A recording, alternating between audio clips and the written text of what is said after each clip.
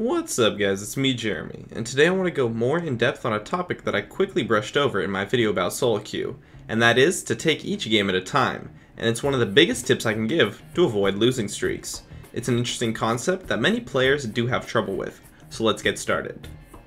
Now, what you need to do when it comes to League is to take every single game at a time, as if it was on its own. So many players look at their entire session of playing, and this is a major thing that can cause losing streaks. But in actuality, that play is almost like a self-fulfilling prophecy. They're mad because they're losing, but they're losing because they're mad. By breaking this cycle, by becoming self-aware, you can take a huge step forward into avoiding losing streaks. And all this takes is a little understanding. You need to understand that every game is a new beginning, a new start, and is completely unaffected by your previous games, unless you let it.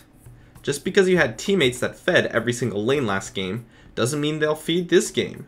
Or just because your last game was impossible to carry, doesn't mean the next one will be. For lack of a better analogy, let's liken League games to flipping a coin. If you flip it once, you have a 50% chance of it being heads. If you flip it again, there's still a 50% chance of it being heads. That's just standard probability. It's how we accept coin flips. But how about getting 2 heads in a row? Well, that chance of course lowers down to 25%. But the thing is that that 25% is only lowered to that once we look at both coin flips together. When they're apart, it's a 50% chance, and when they're together, it's a 25% chance. This is how you need to look at your games of League. Although this analogy is kind of weird because it's not likely for you to have a 50% win rate, and is more likely to be around 55 to 60% or so, the fact is that the chance of you winning 2 games is pretty much half of that winning just 1 game. But it's only that low when we look at both games together. If you look at each game individually, your potential win chance is much higher. This is directly relatable to your teammates or your play in League. It's only once you take previous games and bring bad emotions or bad feelings into them that they are affected by your previous games, effectively resulting in you aiding your losing streak. Meaning that by simply just taking each game at a time, you can avoid a significant amount of the luck factors associated with losing streaks. Now on the other hand, this can also apply to winning streaks.